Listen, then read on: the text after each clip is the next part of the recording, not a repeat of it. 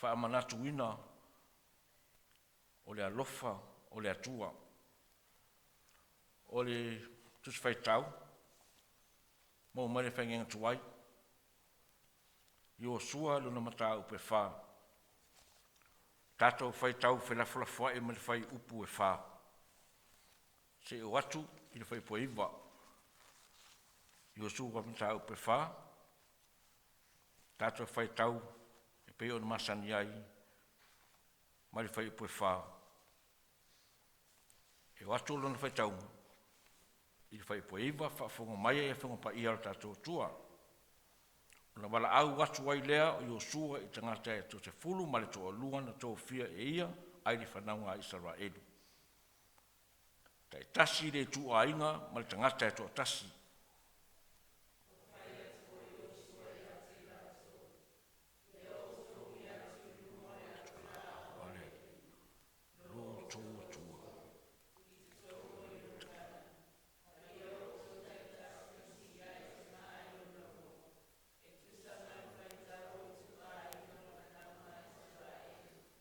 Ina ia whaia le nei mea ma whai longa ia te outou. Pe a whesidi mai ia o tau whanau i siasu. Whapea mai. Pe sea ele winga o nā maa ia te outou.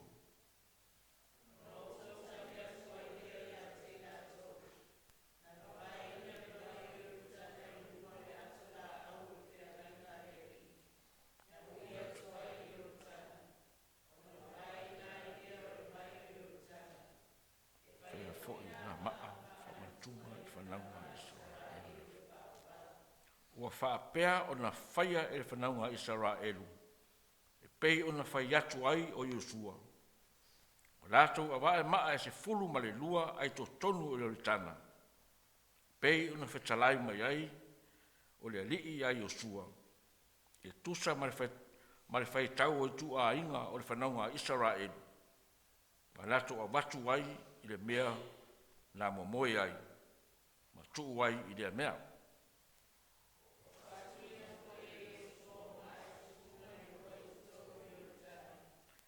Mea na tutu ai vai o Faitau langa. Mei la au le whenga i. O iai foi i le mea o le asu nei. Pamania tele mai le Atua. Tato Faitau ma wha alongolongo e ala i ana whiongo pa ia. Tu maupea ia te ia. Le mi inga maruna mamalu nei e o i le wha wawau. Amen. FAAMANATUINA o le ALOFA o le Atua. FAAMANATUINA o le FAAMANATUNGA. FAAMANATUNGA o le vāwhisotai o le tangata ma le Atua. Mai mo mia le ngā lue whaatasi o le tangata soifua. E ale le ngā lue mai o le nganga o le Atua. Ma le Atua. O le upu FAAMANATUNGA. O le soave ape na te whaamatalaina. Mea ofo ngia. Mātango fie ma mea le lei. Ina ia manatu ai le na ALOFA mai. Nga ia i loa ai e au ngā tupulanga. Le winga moni wa fua ai o na whaia nei FAAMANATUNGA.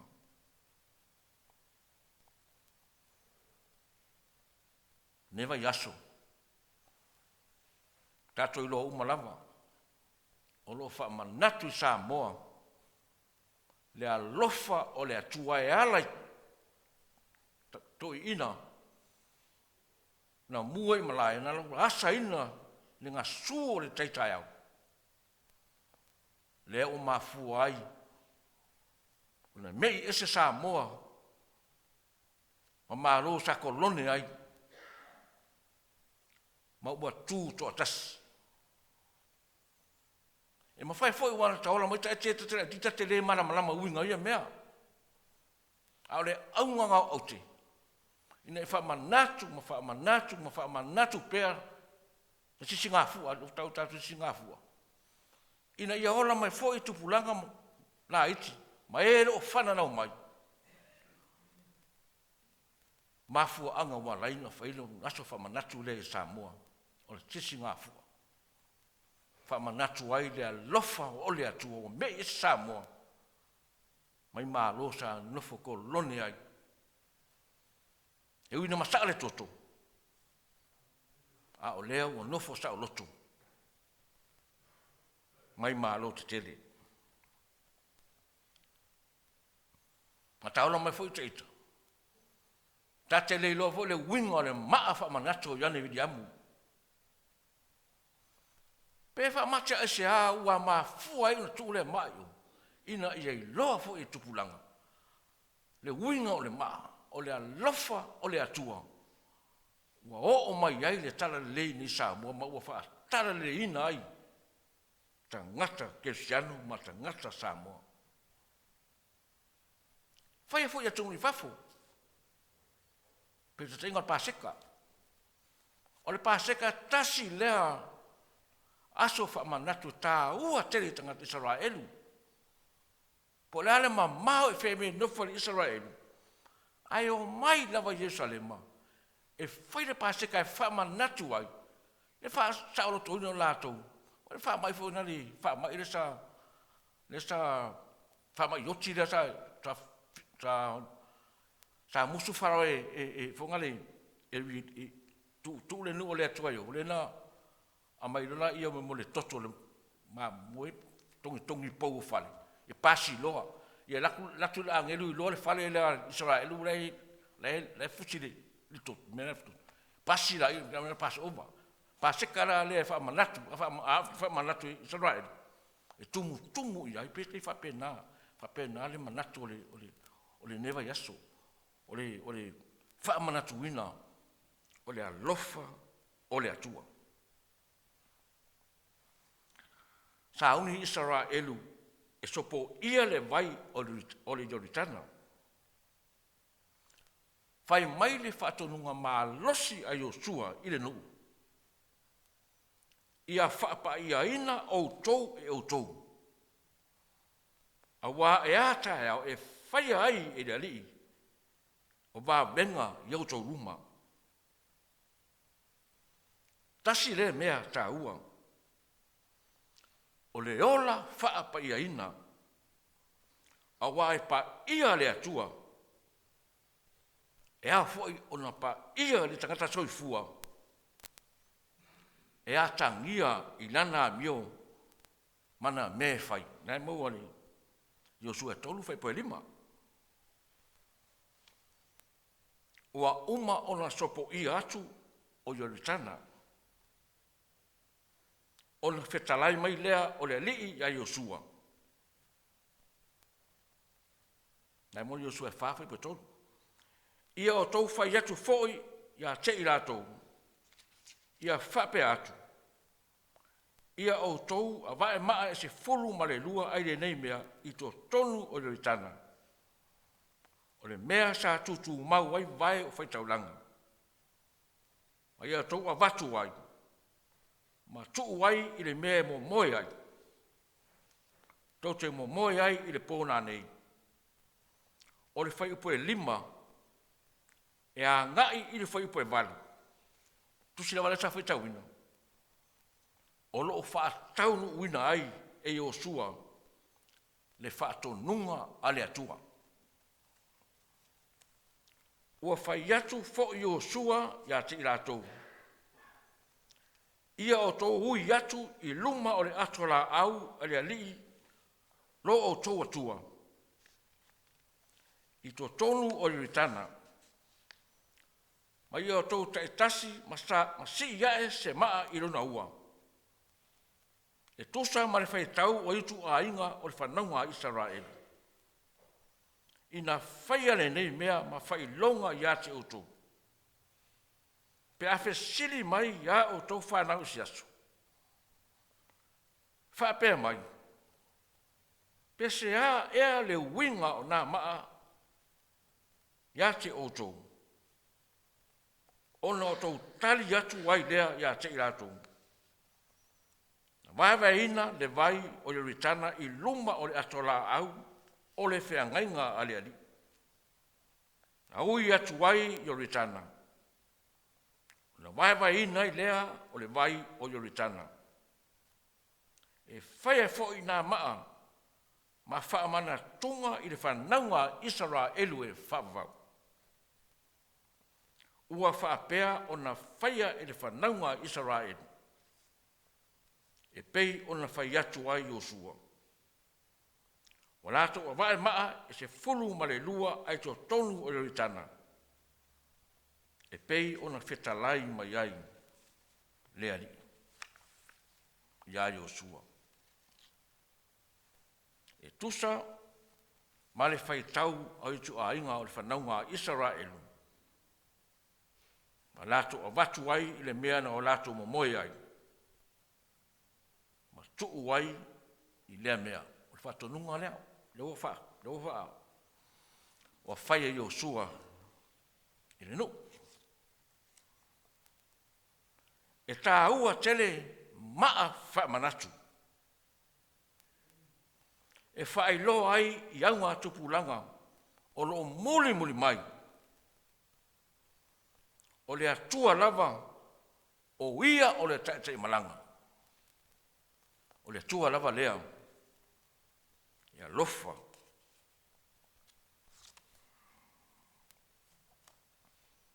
O le fia le perofeta o sapakuka.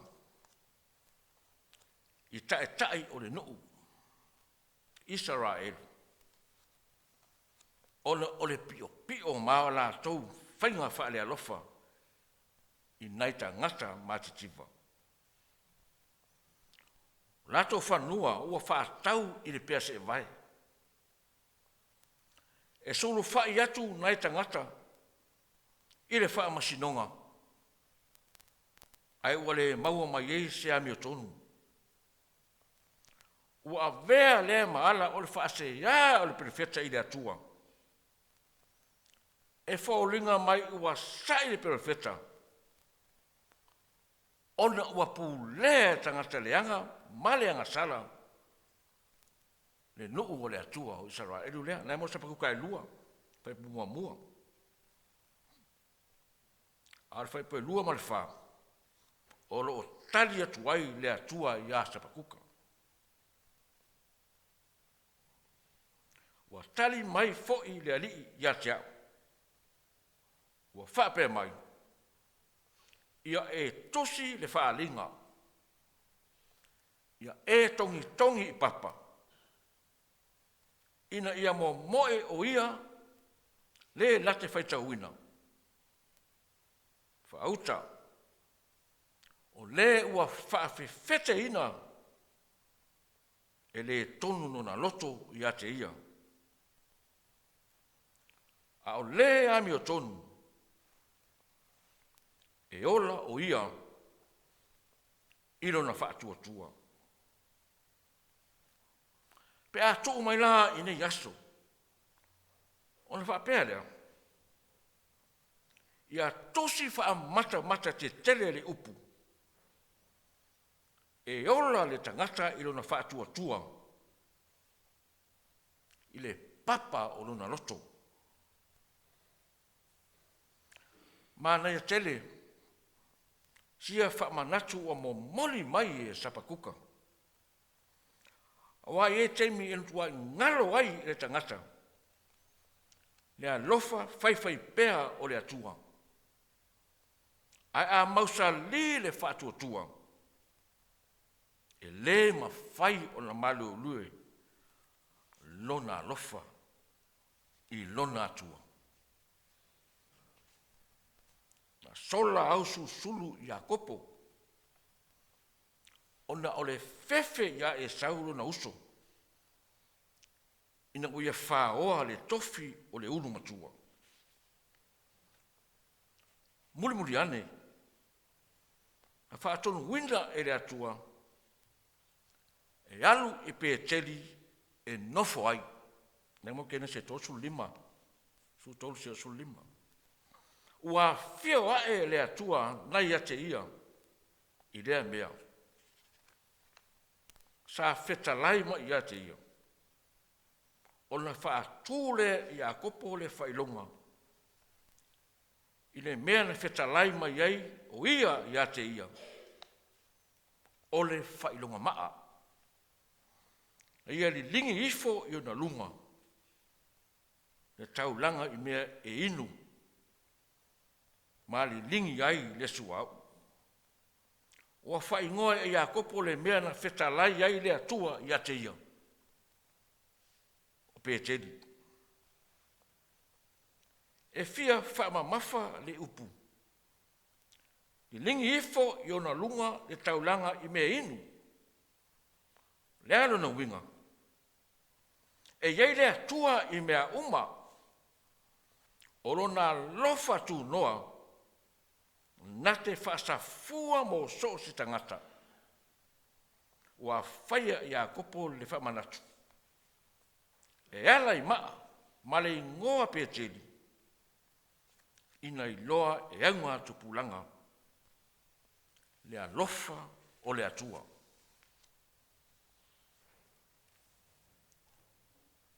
Ina uanga sala le urua i tangata. Na ui mai le atua i ana perfeta.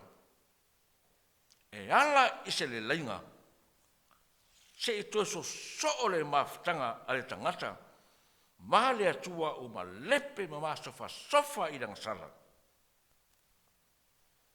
Pe ta ina te ena e tangata. Ona ua suama le tuna naunga o le olanga. Eri a vea lea. Ma ala e nofo ai pea le atua.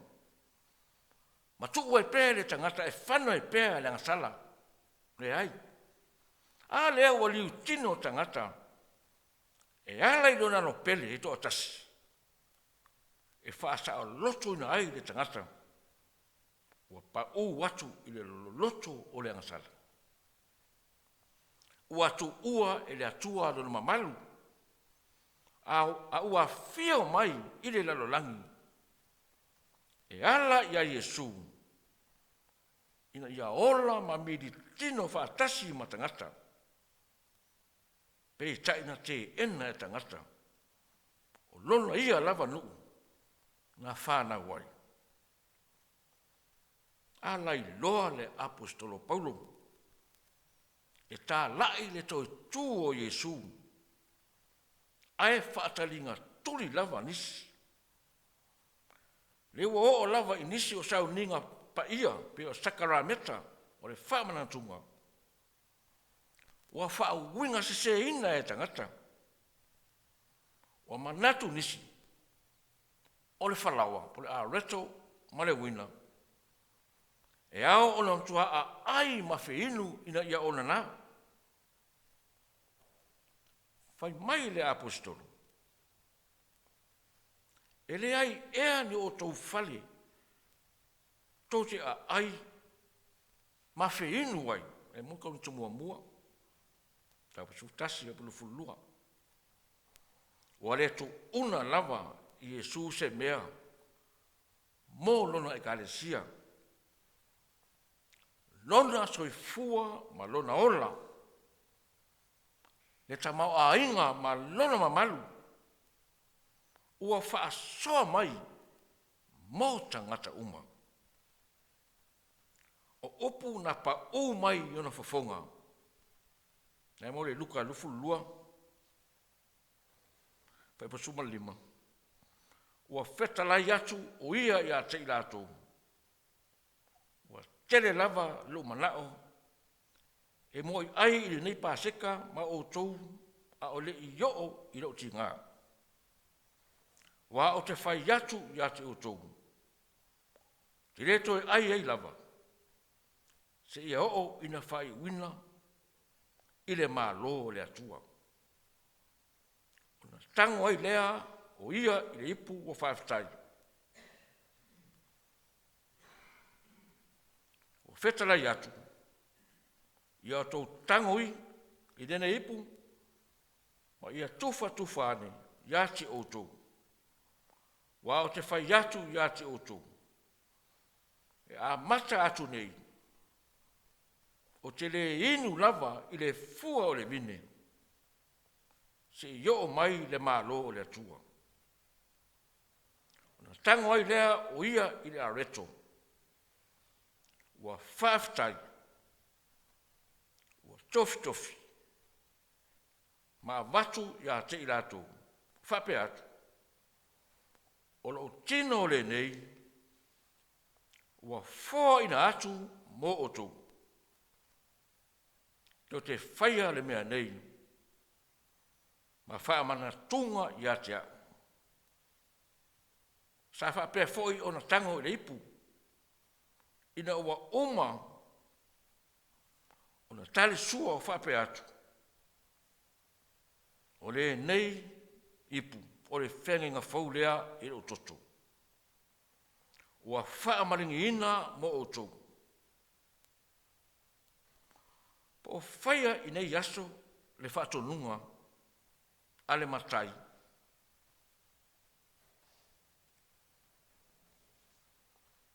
E ana i le whaamantunga. Ona o Iesu Keriso o le ao o le ekalesia. O loo whaau o ina pea e le ekalesia. Ona whai ia sauninga pa ia. O nisi ekalesia. I whaia sa mua o le masina, te pēr tatu e kālesia. O nisi o aso sa uma, a tonu e le a whaina. Me aso ma le te me whai ai, ai tā ua, le whaaso ai, i mea ALOFA ua whōina mai e le atua. FAAMANATUINA ai. Nuna ALOFA mai. Ia i tātou.